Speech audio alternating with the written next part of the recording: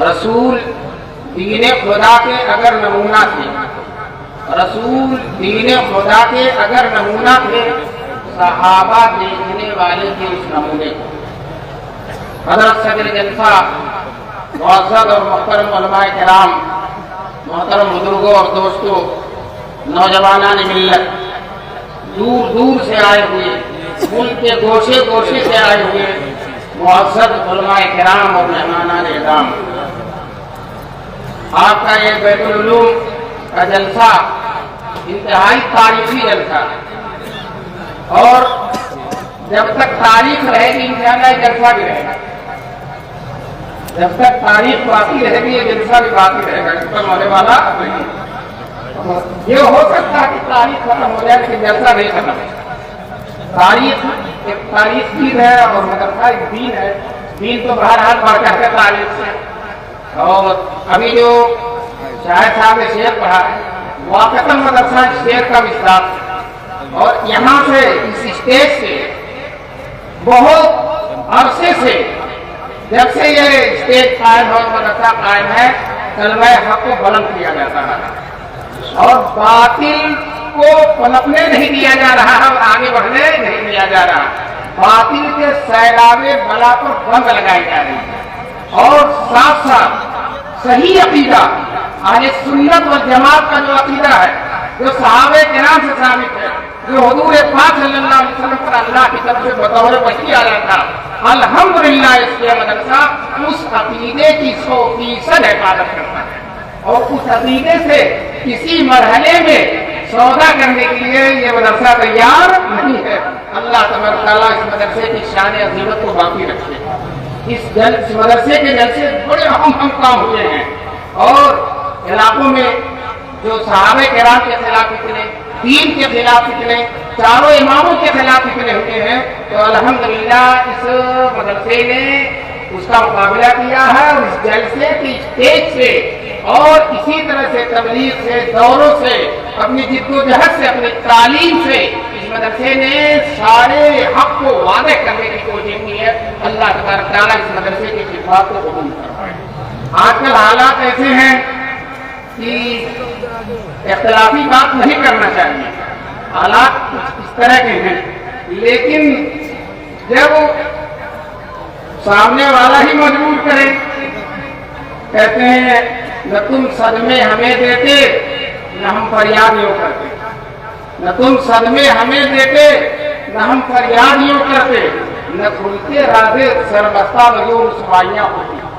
ہمارا رسوائی مقصد نہیں ہے، لیکن جب تم دین پر حملہ کرو گے تو ہمارا حملہ تمہارے اوپر ہوگا۔ ہم دین کے سلسلے میں کوئی سودا کرنے کے لیے تیار نہیں ہے۔ میں نے ابھی آپ کے سامنے قرآن کریم کی آیتیں اور رسول پاک صلی اللہ علیہ وسلم کی صحیح ترین حدیث ہے جو ترمذی میں ہے اور بخاری اور مسلم میں ہے، میں نے حدیثوں کے الفاظ آپ کے سامنے پڑھے، اور میں سچ کہتا ہوں صرف قرآن میں صحابہ کرام کی تعریف میں جتنی آیتیں ہیں، اگر میں ان آیتوں ہی کو پڑھوں، ترجمہ بھی نہ کروں، مطلب بھی نہ بیان کروں تو صبح ہو جائے گی۔ صرف آیتیں پڑھو، پورا قرآن صحابہ کرام کی تعریفوں سے بھرا ہوا، پورا قرآن صحابہ کی تعریفوں سے بھرا ہوا۔ اس سب کے باوجود خود مجھ سے ایک شیعہ کہنے لگا جون پور میں کہ پورا قرآن صحابہ کی برائیوں سے بھرا ہوا۔ اگر کوئی انداز دن کو رات کہیں تو اس کا کوئی علاج نہیں ہے۔ اگر کوئی انداز سورج کو کہہ دے کہ یہ سورج ہے ہی نہیں، سورج ہے ہی نہیں، چاند کو کہہ دے چاند ہے ہی نہیں، آسمان کو کہہ دے آسمان ہے ہی نہیں، اور یہی لوگ ہیں جو آگے بڑھ کے کہتے ہیں اللہ ہے ہی نہیں، تو دوستو ان لوگوں کا کوئی علاج نہیں ہے۔ ورنہ آپ قرآن بولیے، مولانا ابوالوفا صاحب شاہ جہاں پوری رحمۃ اللہ علیہ کا شعر ہے کہ کمالات ان کے بسد عزت و شان، صحابہ کے بارے میں کمالات ان کے بسد عزت و شان، صحابہ کے کمالات عزت اور شان کے ساتھ کلام الہی کے پاروں میں چمکے، کلام الہی کے پاروں میں چمکے۔ دوستو جو قرآن کے اوراق میں چمک رہا ہے، قرآن کے حرفوں میں چمک رہا ہے، قرآن کے سینے میں جو چمک رہا ہے، وہ صحابہ کرام دوستو ان پر اگر کوئی دھول اڑاتا ہے، ان پر کوئی تھوکتا ہے، تو اپنے چہرے کو صاف کرے، وہ دھول اس کے چہرے پر آئے گی۔ چنانچہ کہتے ہیں اللہ تعالیٰ قرآن میں سیماہم فی وجوہہم من اثر السجود، صحابہ کی تو علامت ان کے چہرے میں ہے، صحابہ کی علامت ان کے چہرے میں ہے، ان کا چہرہ چمک رہا ہے، دمک رہا ہے۔ اللہ تعالیٰ میدان محشر میں ہم سب کو صحابہ کی زیارت کرائے گا انشاءاللہ۔ چہرہ چمک رہا ہے، دمک رہا ہے، اللہ تعالیٰ ان کے چہرہ بنانے والا، چمک بنانے والا وہ کہہ رہا ہے، ان کا چہرہ چمک رہا ہے۔ سیماہم فی وجوہہم من اثر السجود، صحابہ کرام کی چمک، علامتیں، پہچان ان کے چہروں میں ہے۔ دوستو ایک بات اور بتا دوں، جو صحابہ کی کچھ مانتے نہیں ہیں نا، ان کی بھی علامت ان کے چہروں میں ہے، ان کی بھی علامت ان کے چہروں میں ہے۔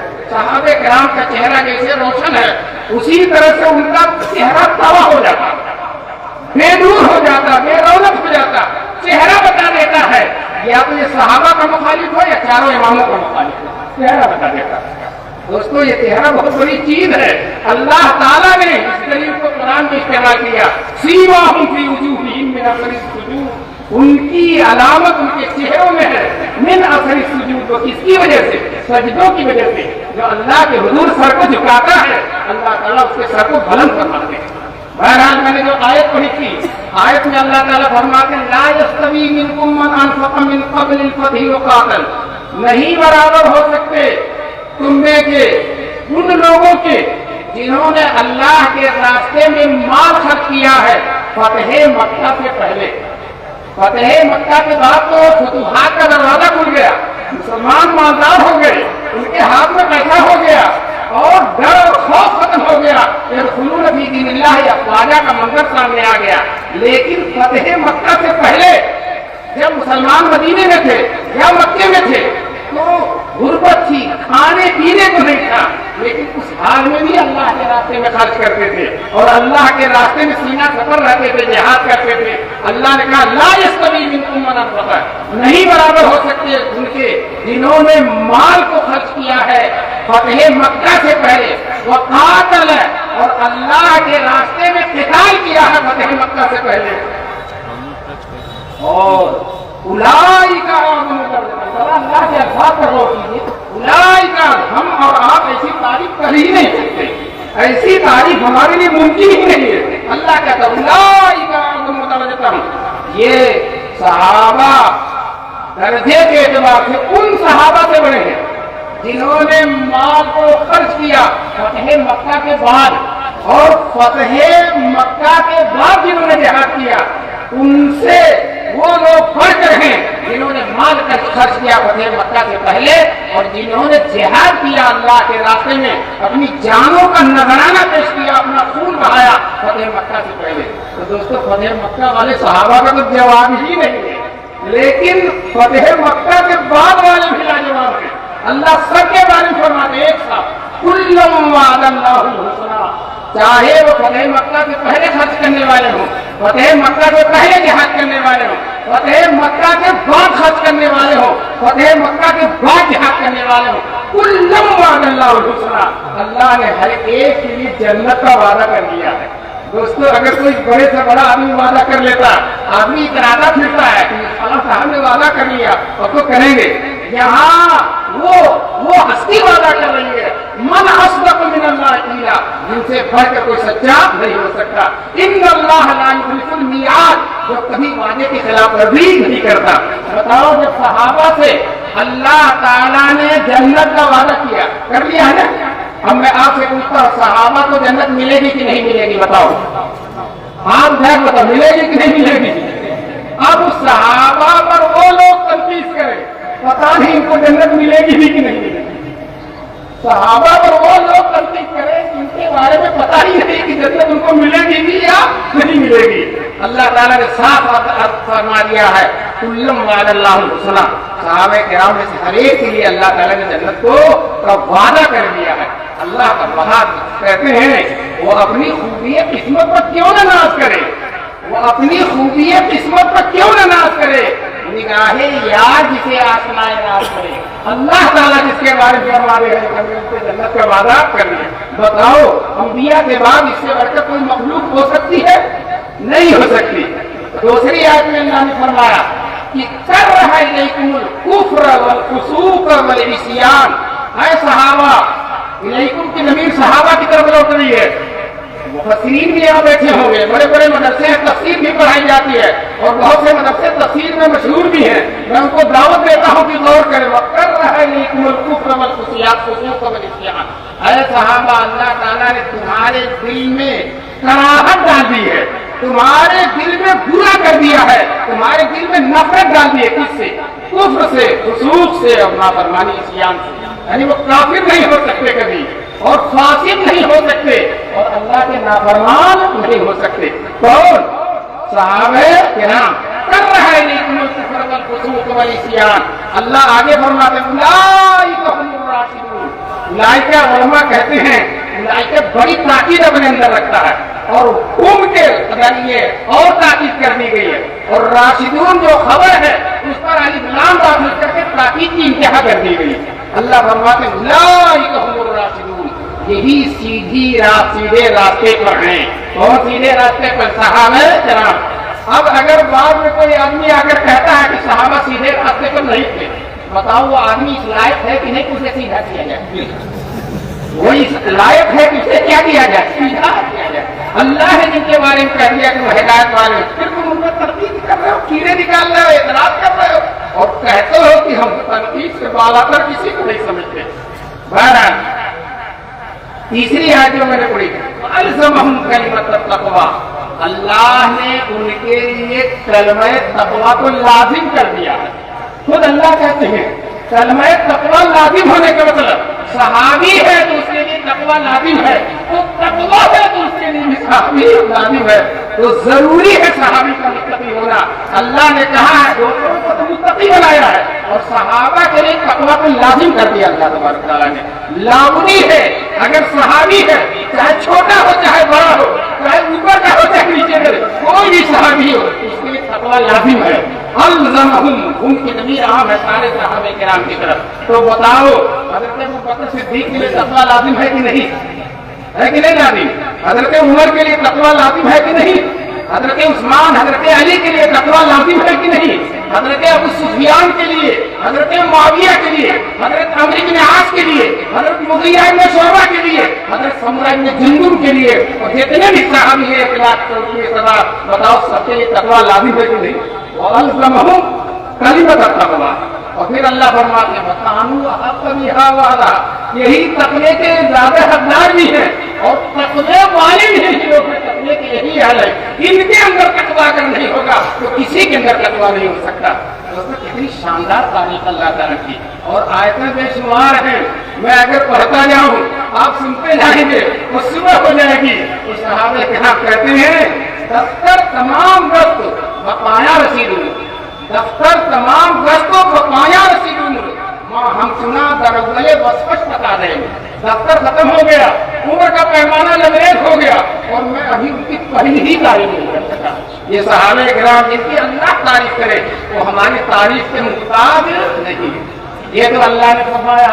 اب ان کے بارے میں اللہ کے بعد درجہ ہے رسول اللہ صلی اللہ علیہ وسلم کا. انہوں نے کیا فرمایا؟ تو رسول پاک صلی اللہ علیہ وسلم فرماتے اللہ اللہ کی صحابی، اے تنقید کرنے والوں، اے اعتراض کرنے والوں، میرے صحابہ کے بارے میں ڈرو، اللہ سے ڈرو. کسی اور چیز میں سب سے بڑی جو ہستی ہے جو سب سے زیادہ ڈرنے کے لائق ہے، جس کی پکڑ سب سے زیادہ مضبوط ہے اور جس کی پکڑ سے کوئی چھوٹ نہیں سکتا، اس اللہ سے ڈرو. یہ صحابی میرے صحابہ کے بارے میں. تو دوستو صحابہ کے بارے میں اللہ سے ڈرنا ہے کہ نہیں ڈرنا؟ بولو ڈرنا ہے. لا تتخذوهم غرضا من بعدی، میرے بعد خلافت و ملوکیت لکھ کر صحابہ کرام کو تنقید کا نشانہ مت بنانا. رسول پاک نے فرمایا لا تتخذوهم غرضا من بعدی، میرے بعد ان کو تنقید کا نشانہ مت بنانا. ومن احبهم فبحبی احبهم، جو ان سے محبت کرے گا میری وجہ سے ان سے محبت، اس کے دل میں میری محبت ہے اس لیے میرے صحابہ سے محبت ہے. بتاؤ جو رات دن حضور کو گھیرے ہوئے ہیں، جو حضور سے مسافہ کر رہے ہیں، جن کا سینہ حضور کے سینے سے لگ رہا ہے، جن کی آنکھیں رات دن حضور کا مشاہدہ کر رہی ہیں، دوستو بتاؤ وہ सहाबा अगर हुजूर की मोहब्बत है तो सहाबा की इन आशिकों की मोहब्बत होनी चाहिए कि नहीं होनी चाहिए? जनाब हुजूर फरमाते हैं जो इनसे मोहब्बत करेगा उससे मोहब्बत करेगा, मुझसे मोहब्बत की वजह से मोहब्बत, उसके दिल में मुझसे मोहब्बत है इसलिए मेरे सहाबा से मोहब्बत है। और आगे फरमाया मन अबग़दहुम, जो उनसे दुश्मनी करेगा, उन पर तनकीद करेगा, निशाने मलामत बनाएगा, उनके खिलाफ किताब लिखेगा, तो अल्लाह ताला ने फरमाया मन अबग़दहुम फबिबुग़दी अबग़दहुम, जो उसके दिल में मुझसे बोझ है, मुझसे नफरत है, लेकिन वो कह नहीं सकता है कि मेरे दिल में रसूलुल्लाह से नफरत है, तो इस नफरत को जाहिर कर रहा है रसूलुल्लाह से है सहाबा पर तनकीद करके, इसलिए कि सहाबा पर भी तनकीद करना गोया कि हुजूर ही सल्लल्लाहु अलैहि वसल्लम पर तनकीद करना। मेरा एक शागिर्द है और मैंने उसको बड़ी मेहनत से पढ़ाया है और मायनात शागिर्द है, और मैं दावे से कहता हूँ मेरा शागिर्द कामिल है, और कोई आदमी उसमें कहे इसमें ये कमी है, ये कमी है, ये कमी है, तो बताओ मेरे शागिर्द पर हमला है या बराह रास्त मुझ पर हमला है? मेरे शागिर्द पर हमला है या बराह रास्त मुझ पर हमला है? मैंने उन पर एतमाद किया, तो सहाबा हुजूर के ऐसे शागिर्द हैं जिन पर हुजूर ने एतमाद किया है, हुजूर ने जिनको जो है बतौर नमूना के पेश किया है, हुजूर ने जिनको सबसे ज्यादा मेयारी करार किया है, अब उन सहाबा की अगर तनकीद करते हैं, आप तनकीद करते हैं, साथ साथ बताइएगा वो किसकी तनकीद है? अरे हुजूर सल्लल्लाहु अलैहि वसल्लम बोलते रहिएगा तो काम चलता रहेगा। मैं सबक में भी बुलवाता रहता हूँ ताकि सोए न, और बाद लोग कहते हैं तुम जनते को सबक बना देते हो, तो उसे बुलवाते रहते हो। मैंने कहा कि ठीक बोल देंगे तो सहाबा की फजीलत भी तो बोलेंगे अच्छी चीज, और तकरीर में नहीं आप भी शामिल हो जाएंगे कि हमने भी तकरीर की थी, मौलाना की तकरीर में बोले थे। एक दफा मेरे घर एक मेहमान आए, जब मैं जौनपुर में पढ़ता था तो वो घी लाकर बेचते थे, तो मेरे वालिद घी खरीदते थे और मैं भी खाता था उसमें, तो मेरे घर पर कहने लगे कि मैं था नहीं, तो मेरे घर में कहा कह दीजिएगा आपके उस्ताद आए, आपके उस्ताद आए थे जिनका घी खाता के आपने पढ़ा, तो घी खिला दिया तो क्या बन गए? उस्ताद बन गए। और यहाँ तो ईमान मिला दिया है, तक़वा मिला दिया है, रग रग को ईमान के नूर से मनव्वर फरमा दिया है। बताओ रसूल पाक सहाबा के उस्ताद है कि नहीं है? कि नहीं है? और शागिर्दों की अगर तनकीद करता है कोई तो उस्ताद की तनकीद करता है। अल्लाह तबारक तआला हम सबको सहाबा की तनकीद से हमारी ज़बान को बचाए, अल्लाह दिल को बचाए, दिमाग को बचाए। सहाबा की तनकीद करने से सहाबा का कुछ बिगड़ेगा? थूक लो आसमान पर, आसमान का कुछ नहीं बिगड़ेगा, तेरे चेहरे का बिगड़ेगा। थूक लो सूरज पर, सूरज का कुछ नहीं बिगड़ेगा। थूक लो चांद पर। दोस्तों सूरज चांद ये गैर मुकल्लफ मखलूक है, पता नहीं जन्नत में जाएंगे कि नहीं जाएंगे, लेकिन सहाबा तो मुकल्लफ मखलूक है, सबसे प्यारे हैं और सबके लिए जन्नत में जाना लाजमी है।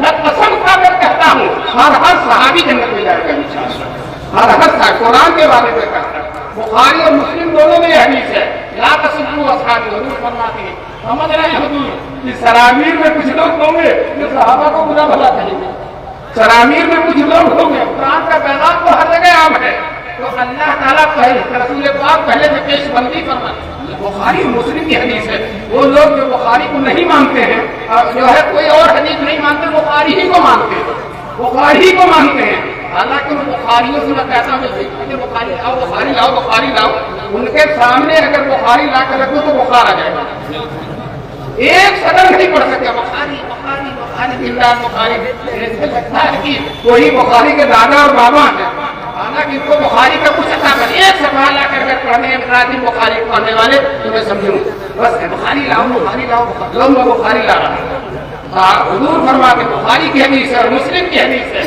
ला तसब्बु असहाबी, मेरे सहाबा को गाली मत देना, वलौ अन्ना अहदकुम अनफक़ मिस्ल वहदिन ज़हबन, अगर तुम्हें का कोई आदमी बहुत पहाड़ के बराबर सोना सदका कर दे।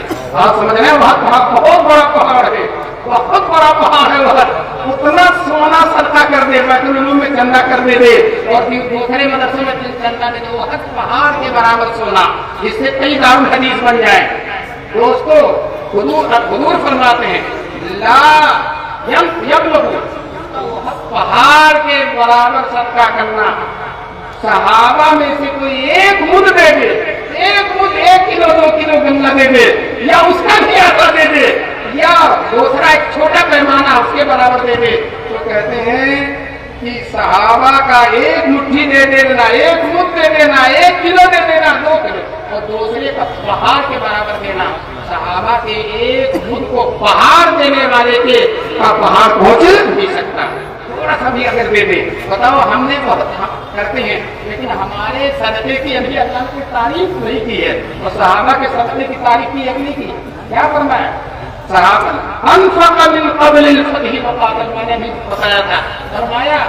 और उलमा ने लिखा है, शुर्राह हदीस ने लिखा है, बड़े बड़े जो शारीन हदीस हैं, हदीस की समुंदर में जो गोता लगाने वाले वो कहते हैं कि सिर्फ सदका ही की बात नहीं है, सहाबा के एक मुद के बराबर, पहाड़ के बराबर भी अगर कोई सदका करने नहीं पहुंच सकता, तो यही हाल सारी इबादतों का है। सहाबा जो नमाज पढ़ते हैं, हम हर पहाड़ ऐसी नमाज पढ़ डालें, लेकिन सहाबा के बराबर नहीं पहुंच सकते। सहाबा जो ज़कात देते हैं, सहाबा जो हज करते हैं, सहाबा जो सच बोलते हैं, सहाबा जो अल्लाह के रसूल से मोहब्बत करते हैं, जो दीन की इशाअत और खिदमत करते हैं, और कलमा हक को बुलंद करते हैं, और बातिल का मुकाबला करते हैं, दोस्तों वो जो कुछ करते हैं वो थोड़ा सा भी अगर कर दें, तो हम अगर बहुत पहाड़ के बराबर वो नेकी करें तो सहाबा के दर्जे को पहुंच नहीं सकते। अल्लाह ताला हम सबको सहाबा के दर्जे तक पहुंचने की तौफीक दे। आप हैरत करेंगे क्या मतलब, यानी हम दर्जे तक न पहुंचे, पहुंच ही नहीं सकते, लेकिन दर्जा पहचानने तक तो पहुंच सकते हैं। अरे दर्जा पहचानने तक तो पहुंच सकते हैं। एक हदीस है जिसको अल्लामा ज़हबी ने कबाइर में बयान किया है, कबाइर ज़हबी मशहूर किताब है, उसमें फरमाया रसूल पाक सल्लल्लाहु अलैहि वसल्लम, इन्नल्लाह इख्तारनी, अल्लाह ने मुझे चुन लिया। बताओ हमारे हुजूर मुस्तफा है कि नहीं, मुजतबा है कि नहीं, अल्लाह की सारी मखलूक में चुने हुए हैं कि नहीं? तो हुजूर ने फरमाया अल्लाह ने मुझे सारी मखलूक में चुन लिया, मुझे अल्लाह ने चुना, और मेरे लिए अल्लाह ने मेरे सहाबा को चुना। तो दोस्तों जिस तरह से हुजूर अल्लाह के चुने हुए हैं, उसी तरह से सहाबा भी अल्लाह ही के चुने हुए हैं। हुजूर को अल्लाह ने अपने लिए चुना, और सहाबा को अल्लाह ने हुजूर के लिए चुन लिया। फिर फरमाते हैं हुजूर सल्लल्लाहु अलैहि वसल्लम कि जअल मिनहुम असहाबन व इखवानन व असहारन, अल्लाह ने सहाबा को मेरा भाई बनाया है, मेरे सहाबी बनाया है, और कुछ लोग मेरे रिश्तेदार भी हैं, कुछ लोग मेरे रिश्तेदार भी। देखिए मैं आपको बता दूं, हुजूर के रिश्तेदारों में हज़रत सैयदना मुआविया रज़ियल्लाहु ताला है कि नहीं रिश्तेदार, हुजूर के सारे लगते हैं। हज़रत मुआविया की सही बहन जो है हुजूर सही सगी बहन हज़रत रसूल पाक सल्लल्लाहु अलैहि वसल्लम की जो है वो तहरा, बताओ रिश्तेदार है कि नहीं? और असहार कहते हैं ससुराली रिश्तेदार को। तो अल्लाह के रसूल फरमाते हैं सहाबा को मेरे लिए अल्लाह ने जो है सहाबी बनाया, मेरे लिए भाई बनाया, और मेरे लिए ससुराली रिश्तेदार भी हैं सहाबे किराम। फिर अल्लाह के रसूल फरमाते हैं सयजीउ कौमुम बादहुम, उनके बाद कुछ तो लोग आएंगे, हर जगह आएंगे, हिंदुस्तान में भी, जर्मन में भी, हर जगह आएंगे, सयजीउ आएंगे, क्या कहेंगे? युरीबूनहुम व यनकुसूनहुम, तो सहाबा पर ऐब निकालेंगे और उनको बुरा भला कहेंगे। हुजूर कहते हैं वो लोग आएंगे जब मैंने कह दिया, तो तुम्हें क्या करना? फला तुवाकिलूहुम, उनकी दावत मत खाना, उनके साथ खाने पीने के मत शरीक होना, कितना भी काट दे, एक बोरा काट अगर भेज दे तुमसे मत जाओ। ला तुवाकिलूहुम वला तुशामिलूहुम, उनसे मशवरा भी मत करो। वला तुनाकिहुहुम, उनके घर निकाह भी मत करो। वला तुसल्लू अलैहिम, जब मर जाए तो उनकी नमाज जनाजा भी मत पढ़ो। वला तुसल्लू माहुम, और उनकी मस्जिदों में जाकर भी नमाज न पढ़ो। इन लोगों को जो सहाबा की बड़ा साफ साफ हदीस है, अल-कबाइर ज़हबी बहुत बड़े मुहद्दिस हैं, अल्लाह सुब्हानहू व तआला हम सबको इन हदीसों के मफ़हूम तक पहुंचने की तौफीक नसीब फरमाए। इसी तरह से हज़रत अब्दुल्लाह इब्न अब्बास फरमाते हैं सहाबा की तारीफ, वो सहाबी हैं, वो सहाबा की तारीफ में फरमाते हैं कानू अफज़ल हाज़िहिल उम्मा, सहाबा इस उम्मत में सबसे अफजल थे। वो अबर्रहा कुलूबन, और उनका दिल उम्मत में सबसे ज्यादा नेक था, सबसे ज्यादा नेक था। वो आमक़हा इल्मन, और उनका इल्म सबसे ज्यादा गहरा था। सहाबा के इल्म तक कोई पहुंच नहीं, सबसे ज्यादा गहरा था। جو ہے صاحب ہے وہ نواب وحید الزمان، وہ کسی امام کی تقلید نہیں کرتے، وہ کہتے ہیں ہمارا علم صحابہ سے بڑھا ہوا، اپنے بارے میں فرماتے ہیں ہمارا علم صحابہ سے بڑھا ہوا ہے۔ پھر کہتے ہیں صحابہ کو 2-4 حدیثیں یاد تھی اور ہم کو ساری حدیثیں یاد تھی۔ صحابہ اپنا وہ آدمی ہے، صحابہ کو حدیث نہیں یاد ہوگی تو کیسے حدیث اچھل کر آ جائے گی تمہارے پاس؟ حدیث تو صحابہ ہی کے ذریعے نہیں ملے گی، اگر صحابہ نہیں ہے تو حدیث بھی نہیں ہے، اگر صحابہ نہیں تو کہتا ہے ہم کو صحابہ سے زیادہ حدیثیں یاد تھی اور ہمارا علم صحابہ سے بڑھ کر ہے، یہ ان کی حماقت ہے۔ فرمایا ہے جو ہے عبداللہ بن عباس سب سے بڑھ کر ان کا علم تھا، سب سے گہرا ان کا علم تھا۔ میں آپ سے بتانا چاہتا ہوں امام ابو حنیفہ سے بڑھ کر، امام شافعی سے بڑھ کر، امام مالک، امام محمد بن حنبل سے بڑھ کر، امام غزالی، امام راضی اور بڑے بڑے جو اس میں حجر ہیں، علامہ بدرالدین عینی ہے، بڑے بڑے علماء سے بڑھ کر علم قصہ تھا صحابہ کرام کا۔ وہ اصل روح جانتے تھے، مغز جانتے تھے، تفصیلات و جزئیات و کلیات اصل روح تک ان کی رسائی تھی۔ وہ براہ راست شاگرد ہیں رسول پاک صلی اللہ علیہ وسلم کے، اور ان کو حضور نے سکھایا ہے اور حضور سے بڑھ کر کوئی سکھانے والا نہیں ہے۔ معلم کائنات میں جناب رسول پاک صلی اللہ علیہ وسلم، اور اقلھا تکلفا، صحابہ کی خصوصیت تکلف نہیں تھا ان کے اندر، سیدھا بہت زیادہ سیدھے سادے۔ چنانچہ ایک دن حضور نے فرمایا کہ جو ہے جب تک ہر چیز سے زیادہ، مال سے، اولاد سے، گھر کی ہر چیز سے زیادہ میری محبت نہیں ہوگی تب تک ایمان کامل نہیں ہوگا۔ تو حضرت عمر کہنے لگے اللہ کے رسول مجھے اپنے مال سے، اپنی بیوی سے، اپنے بچے سب سے زیادہ آپ سے محبت ہے، لیکن اپنی جان سے زیادہ آپ سے محبت نہیں ہے، مجھے اپنی جان سے زیادہ محبت ہے۔ تو انہوں نے کہا ابھی عمر تمہارا ایمان مکمل نہیں ہوا۔ ایک سیکنڈ حضور کی توجہ کی بات نہیں، پھر حضرت عمر کہتے ہیں اللہ کے رسول اب دل کی کیفیت یہ ہو گئی ہے کہ میری جان سے بھی زیادہ آپ کی محبت۔ ایک سیکنڈ کے اندر یہ حضور کی صحبت کی برکت ہے، ایک سیکنڈ کے اندر، اور جھوٹ نہیں ہے، جب تک نہیں تھی تو کہا نہیں ہے، اور جب ہو گئی تو کہا ہمارا یہ حال ہوتا ہے، نہیں ہے تو کہہ دیتے ہے، اور ہوتی ہے تو کہہ دیتے نہیں ہے۔ تو صحابہ کرام کے اندر کوئی تکلف و تسلط نہیں تھا، بالکل جو دل میں وہی زبان پر، یہی مرد مومن کی پہچان ہے۔ کہتے ہیں جو دل پر ہو وہی زبان پر ہو، کہتے ہیں زبان دل کی ترجمان ہونا چاہیے، جو دل میں بات ہے وہی زبان پر ہونی چاہیے۔ چنانچہ بہت کم تکلف کرنے والے سے دوستوں صحابہ کرام کا حال یہ ہے، کرتا بھی پاجامہ بھی نہیں، تو ایک چادر اسی کو کرتے کی جگہ پر اسی کو پاجامے کی جگہ پر بیٹھ کر آ کر مسجد میں نماز پڑھنا شروع کر دیتے ہیں۔ دوستوں ایک داوی تھے، وہ اپنے قوم میں سب سے بڑے قاری تھے، بچے ہی تھے، انہوں نے قرآن سیکھ لیا تھا، ان کا گھر ایسی چوراہے پر تھا کہ جو بھی جاتا تھا سیکھ لیا تھا، اور ان کے محلے کے اور لوگ سیکھ کر مسلمان ہو گئے۔ اب نماز پڑھانی ہے تو کون پڑھائے گا؟ انہیں کو، وہ بچے ہی تھے، اس زمانے میں شاید بچے کے پیچھے بھی نماز ہو جاتی تھی، انہیں کو امام بنا دیا جاتا تھا۔ تو مسجد میں مرد پیچھے ہوتے ہیں اور بچہ تو بچہ ہی، پیچھے سے عورتیں کہتی تھی ذرا اپنے قاری کی شرمگاہ کو چھپاؤ، ادھر نظر آ رہی۔ تو بتائیے اتنے سادہ سیدھا صحابہ کرام کے بارہ فرمایا اقلھا تکلفا، ان کے اندر تکلف و تسلط۔ اب میں آپ سے بتانا چاہتا ہوں کہ جو ہے کچھ لوگ صحابہ کے بارے میں کیا نظریہ رکھتے ہیں، میں ان کی توہین نہیں کرنا چاہتا، لیکن ان کے نظریے سے، ان کے حملے سے میں صحابہ کرام کو بچانا چاہتا ہوں۔ میرا مقصد ان کی توہین نہیں ہے، میرا مقصد صحابہ کرام کی تعظیم ہے۔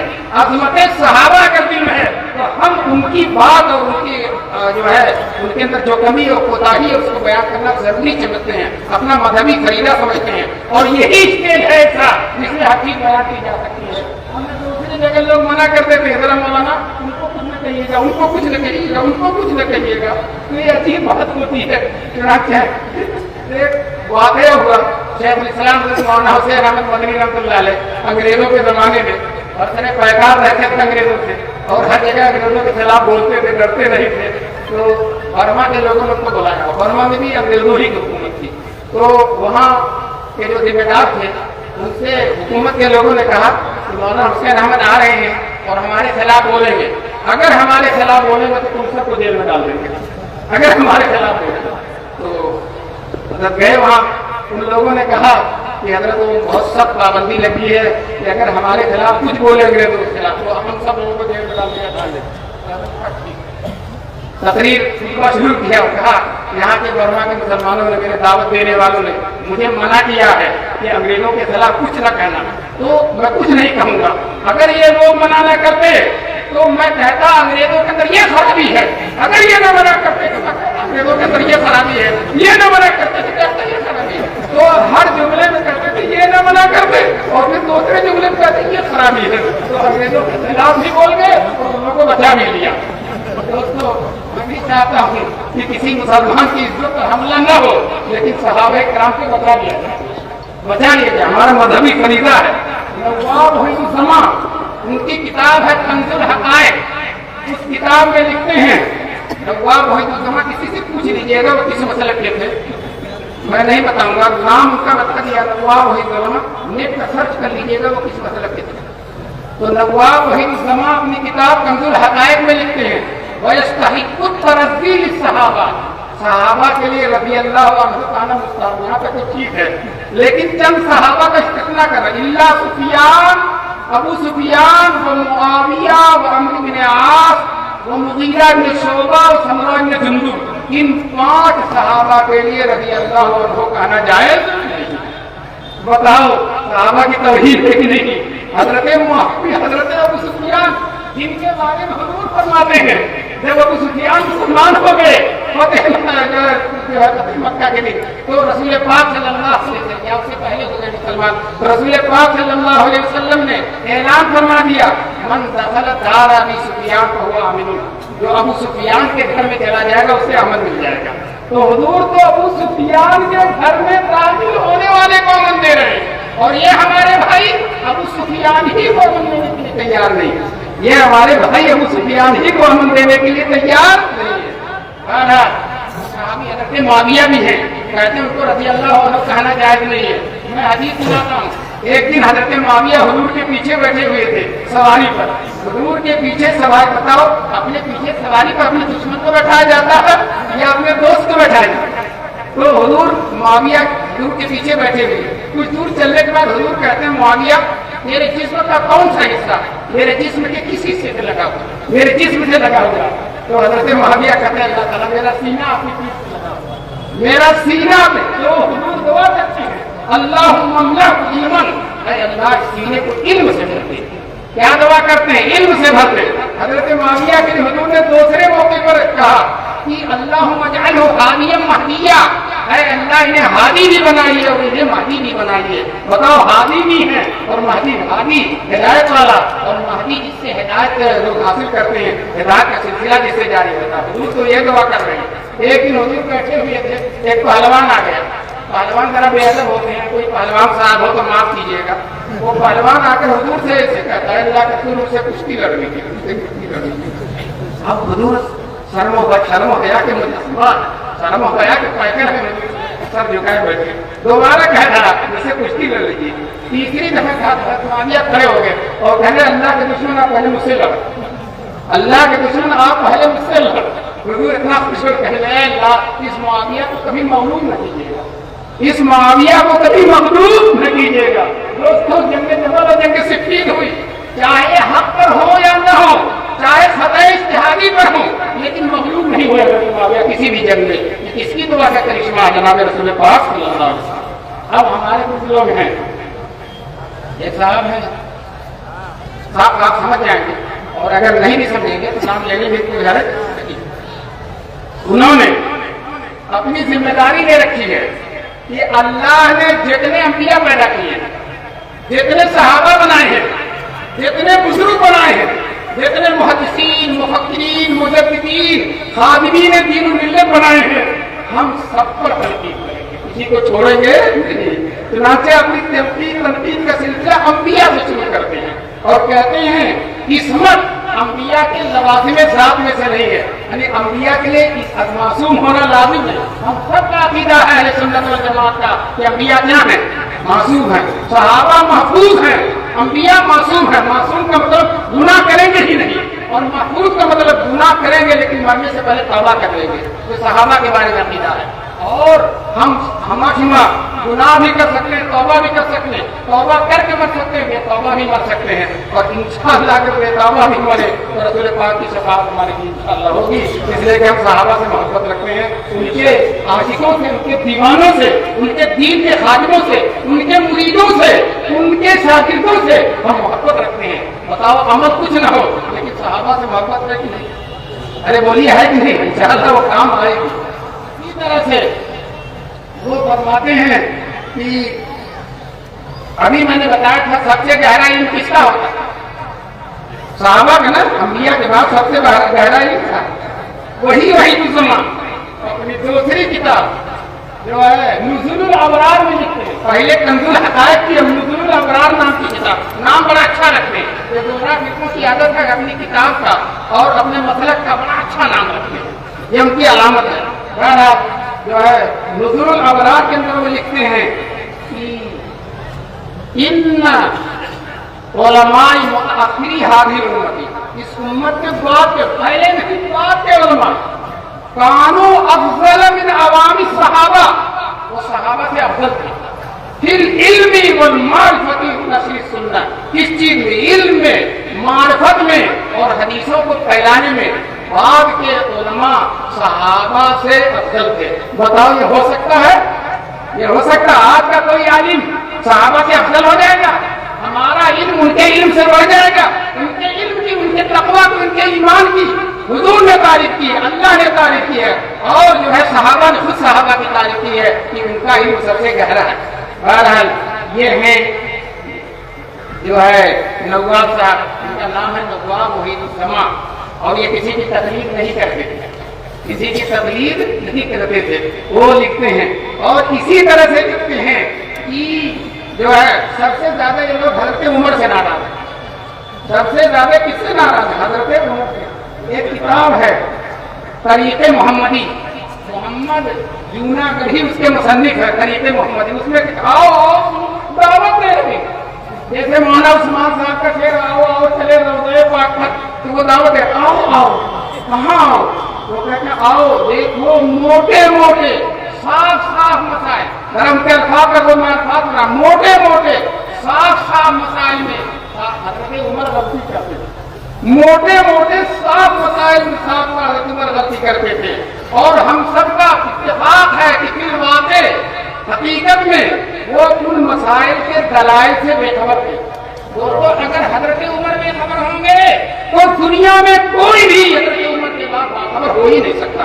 چنانچہ حضور صلی اللہ علیہ وسلم فرماتے ہیں لو کان بعدی نبی لکان عمر، اگر میرے بعد کوئی نبی ہوتا تو عمر نبی ہوتے۔ ایک حدیث میں حضور فرماتے ہیں اے عمر، بخاری کی حدیث ہے، اے عمر تم جس گلی سے گزرتے ہو شیطان اس گلی کو چھوڑ دیتا۔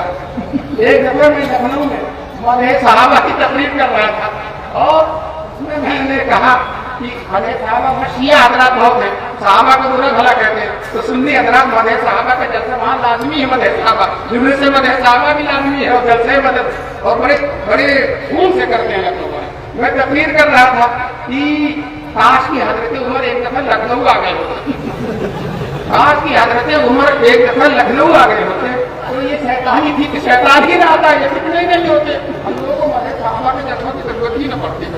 تو بہرحال یہ لوگ حضرت عمر سے بہت نفرت کرتے ہیں، بہت دوری رکھتے ہیں۔ ایک شیعہ کہتا ہے عمر خیش بیکار کیوں نام عمر دار، میں اپنی زندگی سے بیکار، عمر زندگی کو کہتے ہیں، میں اپنی زندگی سے بیکار ہوں کہ اس کا نام حضرت عمر کا نام ہے۔ کتنی نفرت حضرت عمر سے۔ اسی طرح سے یہ حضرات بھی حضرت عمر کو کہتے ہیں جانتے ہی نہیں تھے۔ اللہ کے رسول فرماتے ہیں کہ جو ہے ایک دفعہ حضرت عمر نے خواب دیکھا، جبکہ ان کا یہاں تک کہ آپ تک پہنچے لوگ، یہاں تک حضور سے کہا یہ علم ہے، تمہارا علم بہت گہرا ہے، تمہارا علم بہت گہرا ہے، اور یہ کہتے ہیں ہم سب کا اتفاق ہے کہ ان مسائل کے دلائل سے حضرت عمر بے خبر تھے۔ میں کہتا ہوں سب سے زیادہ بے خبر دنیا میں کوئی نہیں جو حضرت عمر کو بے خبر کہتا ہے، اس لیے اس کی خبر لینی ضروری ہے۔ جو حضرت عمر کو بے خبر کہتا ہے اس کی خبر لینی ضروری ہے۔ بہرحال میں وہ دوسرے صاحب کا تذکرہ کرنا تھا جو انبیاء کو معصوم نہیں سمجھتے، کتاب میں لکھتے ہیں اپنی की किताबें बहुत, हमें नाम भी बताऊंगा, लिखते हैं कि अंबिया खता भी करते थे और उनको सजा भी होती थी। अंबिया खता भी करते थे और उनको सजा भी होती थी। मैं आपसे पूछता हूँ, किसी नबी को सजा हुई है? ये कहाँ से कह रहे हो? कहाँ की तारीख का मुताला? कहते हैं तारीख का बड़ा अच्छा मुताला। मैं कहता हूँ तारीखी मुताला नहीं है, तारीखी मुताला है, किसी काम का मुताला नहीं, जो है मुंह पर मार देने के लायक मुताला है। कहते हैं कि जो है सहाबा खता भी करते थे और उनको सजा भी होती थी। और एक जगह लिखते हैं कि जो है, सुनो, कभी एक लतीफ नुक्ता नहीं है, गोबर से बप्पन नुक्ता है। कहते हैं एक लतीफ नुक्ता, जरा देखो लतीफ नुक्ता, लताफत पर याद आया। एक साहब बाजार जाते थे, पूछा क्यों जाते? कहते मोटर का धुआं सूंघने जाता हूँ, बड़ा अच्छा लगता है, मोटर का धुआं सूंघने जाता हूँ। तो अब बताओ इस नुक्ते को, कहते हैं एक लतीफ नुक्ता है, अल्लाह ताला ने बिल इरादा, बैठे गौर करें, अल्लाह ताला ने बिल इरादा। अब मैं आपको बताता हूँ, उन्होंने अकीदे की कोई किताब नहीं पढ़ी, वरना वो समझते कि अल्लाह से किसी काम में बिल इरादा कहने की जरूरत ही नहीं। अल्लाह का हर काम बिल इरादा होता है, अल्लाह का कोई काम बिना इरादे का होता ही नहीं। बिना इरादे के हम कहीं गिर गए, कहीं नाले में पड़ गए, तो ये मेरा अल्लाह ताला तो हर चीज का मालिक है, आलिमुल गैब व शहादा है। कोई फेल उसका बिना इरादे का होता ही नहीं। जब कोई फेल बिना इरादे की नहीं होता तो बिल इरादा की फेल लगाना जहालत, ये बहुत बड़ी जहालत है। कहते हैं अल्लाह, सुनिए और कुछ सुनिए, अल्लाह ताला बिल इरादा हर नबी से कभी न कभी अपनी हिफाजत को उठाकर, अल्लाह ताला हर नबी से कभी न कभी अपनी हिफाजत को उठाकर गलतियां लफ्ज़ें होने देता है, लफ्ज़ें होने देता है। क्यों? ताकि लोग उनको खुदा न समझे, बल्कि ये समझे कि ये भी बशर है। तो बताओ, बशर कहने के लिए इतना काफी नहीं कि जमाना बशर, अब गलती करना जरूरी है, बशर करने के लिए गलती करना जरूरी है। ये तो वही एक बुढ़े तालिब इल्म दालों में हर उम्र के तालिब इल्म आते हैं। बात दफा दादा भी इसी पढ़ता है जमात में, पोता भी उसी जमात में पढ़ता है। क्यों? इसलिए कि दादा को बाद में रिटायर होने के बाद ख्याल आया कि मुझे भी आयु होना, तो दौरे में उनके पोते भी पढ़ते हैं, दादा भी पढ़ते हैं। तो एक बुढ़े बड़े मियाँ थे साहब, 65 साल की उम्र की, हाथ और कांपता था, लेकिन वो बैठते थे तो पीछे जो तालिब इल्म उनके आगे होता था उसके कपड़े को में बांध देते थे पीछे से। लोग कहते थे आप इतने बूढ़े होकर शरारत करते हैं। कहते मैं तालिब इल्म नहीं हूँ, मैं तालिब इल्म नहीं हूँ, मुझे भी शरारत करने का हक है, मैं तालिब इल्म हूँ, मुझे शरारत करने का हक है। तो दोस्तों, क्या शरारत किए बगैर तालिब इल्म नहीं हो सकता है कि नहीं? बहुत तालिब इल्म से गुजरे जो सीधे साधे नेक है। वो कहते हैं कि बशर कि लोग समझे ये बशर है, इसके लिए क्या जरूरी है कि अल्लाह उनसे गलतियां ही करे? अरे गलती कराए बगैर भी, मैं कहता हमारे हुजूर से कोई गलती हुई नहीं हुई नहीं, और हुजूर बशर है कि नहीं? बशर है, तो अपनी तरफ से नुक्ता बनाते हैं। तो मैं कहता हूँ लतीफ नुक्ता नहीं बल्कि कसीफ नुक्ता है, बहुत गंदा नुक्ता है। अल्लाह तबारक तआला इन हज़रात को अंबिया की अजमत को पहचानने की तौफीक नसीब करना है। अंबिया के जानशीन, मैं अपनी बात खत्म कर रहा हूँ, ज्यादा लंबी नहीं। अंबिया के जानशीन सहाबे किराम हैं, और इन्होंने जब नबी से आदम अलैहिस्सलाम ने शुरू किया तनकीद, आदम और अपने जमाने के जितने उलमा के सब पर तनकीद किया, किसी को तनकीद से बाला कर नहीं समझा और किसी को तनकीद के बगैर छोड़ा नहीं। सहाबा पे क्या तनकीद किया? हजरत मुआविया के बारे में लिखते हैं, मैं बात को मुख्तसर कर रहा हूँ, बात लंबी है, कभी और कह दी जाएगी इंशाअल्लाह। मैं इतना कहता हूँ कि मुआविया के बारे में लिखते हैं, हजरत मुआविया खुद और उनके गवर्नर उनके हुक्म से बरसरे मिंबर सबको शर्म की बौछार करते थे। बताओ, आज कोई मुसलमान, आज का गया गुजरा मुसलमान मिंबर पर चढ़ के गाली दे सकता है? एक उस जमाने में सहाबा मौजूद है और कहते हैं हजरत गाली ही नहीं करते थे, सबको शब्द की बौछार करते थे। दोस्तों, अल्लाह ताला सदाए खैर के बेहतरीन बदला दे मौलाना तकी उस्मानी साहब रहमतुल्लाह अलैह। मौलाना उस्मानी ने जबरदस्त पकड़ की और लिखा कि आपने जो लिखा है कि हजरत मुआविया उनके गवर्नर मिंबर पर, तो किसी तारीख की किसी किताब में मिंबर का लफ्ज़ रखा दीजिए, मिंबर को ही कहते थे। तो मौदूदी साहब थे, दो नाम आ ही गया, दो नाम आ ही गया, नाम लेना नहीं चाहता, क्या करूँ? बहरहाल मैंने नहीं, मिला इरादा नाम आ गया। माफ कीजिएगा, अल्लाह का फिर इरादा होता है, इंसान का फिर मैंने तो नाम न लेने का इरादा कर लेती, शायद अल्लाह की हिम्मत इसी में नाम लिया जाए। बहरहाल मैं हो गया जो मेरा इरादा ही सही। तो मौलाना तकी साहब ने कहा देखा तो किसी तारीख की किताब में कि मिंबर का लफ्ज है कि मिंबर पर हजरत मुआविया ने और हजरत अली ने गाली दी, हजरत मुआविया ने उनके गवर्नरों ने हजरत अली को गाली दी।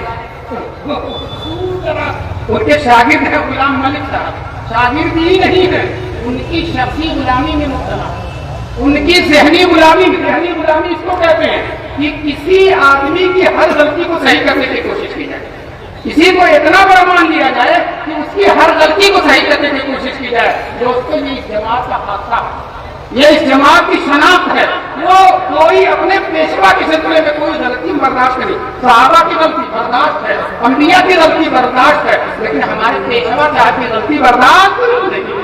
सुनाते गुलाम मलिक साहब लिखते हैं, तलाश करते करते करते बिदाया व निहाया में जो तारीख की बड़ी अहम तरीन किताब है, एक रवायत निकाली। उसमें है कि जब हजरत मुआविया हज करने गए तो हजरत साद इब्न वक्कास का हाथ पकड़कर चारपाई पर बैठ गए और चारपाई पर बैठकर वक़ात थी अली ने हजरत अली का कुछ तस्करा के वक़ा का तर्जुमा गीबत नहीं है, वक़ा का तर्जुमा बुरा भला नहीं, वक़ा के बहुत सारे माने होते हैं, जो है तेज कहना कुछ कहना। अब गुलाम मलिक साहब लिखते हैं चलो मिंबर नहीं साबित हुआ तो चारपाई तो साबित हो गई। यानी उनकी बात मौदूदी साहब की बात तो सही होना है, अब सही करने में मिंबर को चारपाई कह दिया, पूरी दुनिया में कोई मिंबर को चारपाई नहीं कर सकता। चलो ठीक है, मौदूदी साहब ने चारपाई को मिंबर कह दिया और बरसर मिंबर, लेकिन ऐन रौज़े रसूल के सामने और ऐन मस्जिद नबवी में हुजूर के सबसे बड़े लाते पर तो मैं कहता हूँ वो चारपाई रौज़े अज़हर में नहीं थी, वो मस्जिद ऐन लगा रहे हो, अपनी फसाहत और बलागत दिखा रहे हो, तुम्हारी सारी फसाहत और बलागत का जवाब के खिलाफ ही है। जब खिलाफ लिखते हैं बहुत अच्छा लिखते हैं, कलम बहुत तेजी से, और जब कोई मुस्बत बात कहते हैं तो कभी चलती ही नहीं। जैसा कि तमीम के बारे तमीम में अहदा में रखा, तमीम जो है पढ़ने वाले जानते हैं, तमीम मलामत के रास्ते में पता चिड़िए से ज्यादा तेज चलते हैं, तो ये हमारे यहाँ के तमीम है, मलामत के रास्ते में इनका कदम खूब चलता है। इसी तरह से हजरत उस्मान के बारे में कहते हैं कि एक तरफ और सुनिएगा, एक तरफ हजरत उस्मान पर जो जिम्मेदारी डाली गई यानी खिलाफत की, हजरत उस्मान अपने पेशरों की सलाहियत के हामिल नहीं थे, यानी पेशरों उमर की सलाहियत के हामिल नहीं, इसलिए उनकी कमजोरी के लिए इस्लामी खिलाफत में जाहिलियत को घुसाने का मौका मिल गया। दोस्तों हजरत उस्मान की खिलाफत में जाहिलियत घुसाई, दोस्तों अगर जाहिलियत घुसाती तो खुलफाए राशिदीन में होते, और उनकी खिलाफत कितनी कामयाब है। हुजूर ने फरमाया है उस्मान अल्लाह ताला तुमको एक कमीज पहनाएंगे और उस कमीज को कभी अपने से मत उतारना, वो कमीज खिलाफत की कमीज। तो अल्लाह के रसूल तो कह रहे हैं तुम इतने लायक हो कि मैं नबी होकर कहना हूं अपनी खिलाफत को कभी मत छोड़ना। और मौदूदी साहब कहते हैं उनकी खिलाफत में जाहिलियत कराई, मैं कहता हूँ ये मौदूदी साहब की जाहिलियत, उनके अंदर जाहिलियत कराई। अल्लाह तबारक व तआला जाहिलियत से हम सब की हिफाजत फरमाए। मैं सब कुछ न कहता, लेकिन आजकल सूरत हाल ये है कि हक के खिलाफ सब मिल जाते हैं, हक के खिलाफ सब मुतहदा मुहावरा में लेते हैं, ये वाले जुमला पहले ये वाले सब सलामी में एक हो गए। और मैं आपको हैरत की बात सुनाऊंगा, एक बड़ा बदतमीज इंसान, बहुत गुमराह इंसान, जिसके हसब और नसब का भी पता नहीं है, जिसकी तकरीर सुनना भी जायज नहीं है, जिसकी तकरीर अगर सहाबा के और खुलफाए राशिदीन के और अइम्मा अरबा के जमाने में कोई आदमी सुनता तो उसको कोड़े से मारा जाता। वो मोहम्मद अली मिर्जा इंजीनियर, मोहम्मद अली इंजीनियर इंतहाई जाहिल सब, कहाँ पढ़ा, क्या है क्या नहीं है, कभी लगता शिया है, कभी लगता कादियानी है। सुनाते अभी उसका वो चल रहा है और उसमें उसने लिखा है कि वो तो हदीस में है ना, सही हदीस में कि उम्मत मोहम्मदिया का चेहरा और उनके पैर मैदान महशर में चाँद की तरह चमक रहे होंगे, गुर्रम मुहज्जलीन मिन आसार वुजू, वुजू की वजह से उनका चेहरा और वुजू के आज़ा पैर چمکدار ہونے والا، چمک رہے ہوں گے. اسی چمک سے اللہ تعالیٰ امت محمدیہ کو پہچانے گا. اللہ تعالیٰ ہم سب کو اس چمک سے سرفراز. ہم محمد علی کیا ہے؟ محمد علی انجینئر لکھتا ہے کہ قادیانیوں کے چہرے بھی چمکیں گے، قادیانیوں کے چہرے بھی چمکیں گے. کچھ دن میں کہے گا شیعوں کے چہرے بھی چمکیں گے، کچھ دن میں کہے گا مشرکین کے چہرے بھی چمکیں گے، کچھ دن میں کہے گا نیتنیاہو کا بھی چہرہ چمکے گا. دوستو یہ تو حال ہے ان لوگوں کا. اللہ تبارک تعالیٰ حفاظت فرمائے. بتاؤ اس شخص کی تقریر آپ سنو گے یا نہیں سنو گے؟ ایمان خراب ہو جائے گا، نہیں سنیں گے انشاءاللہ. اس کی تقریر نہیں سنیں گے انشاءاللہ.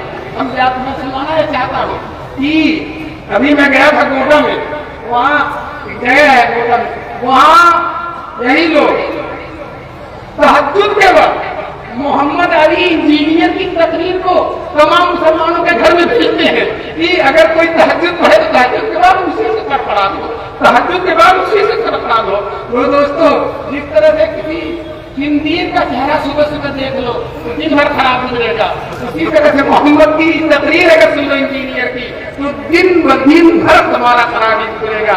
لیکن یہ لوگ، یہی لوگ جن کا تذکرہ کر رہا ہوں، اس کی تقریر جبکہ جانتے ہیں کہ وہ گمراہ آدمی، اس کی تقریر شیعت کرے. کیوں؟ علماء دیوبند کو برا کرتا ہے، علماء دیوبند کو گالی دیتا ہے، علماء دیوبند کو تنقید کرتا ہے. تو یہ لوگ اسی سے تسلی حاصل کرتے ہو، دیوبندی ہو یا نہ ہو، کم سے کم علماء دیوبند کو گالی تو دے رہا ہے. تو اس چیز میں ہم مشترک ہیں، ہم بھی گالی دیتے ہیں. یہ بھی لوگ اس کی تقریر کو شیئر کرو. کیا اس کی تقریر شیئر کرنے سے حکومت الہیہ قائم ہو جائے گی؟ اس کی تقریر شیئر کرنے سے حکومت الہیہ قائم ہو جائے گی؟ اے دوستوں میں کہتا ہوں ہوش میں آؤ اور اللہ تبارک تعالیٰ ہم سب لوگوں کو ان لوگوں کے شر سے، فتنے سے اور ان لوگوں کے قید سے، مکر سے اور صحابہ پر تنقید کرنے سے اور صحابہ پر تنقید کر کے اپنے اوپر بہت بڑے گناہوں کا وبال لینے سے اللہ تعالیٰ ہم سب کی حفاظت فرمائے. وآخر دعوانا الحمدللہ.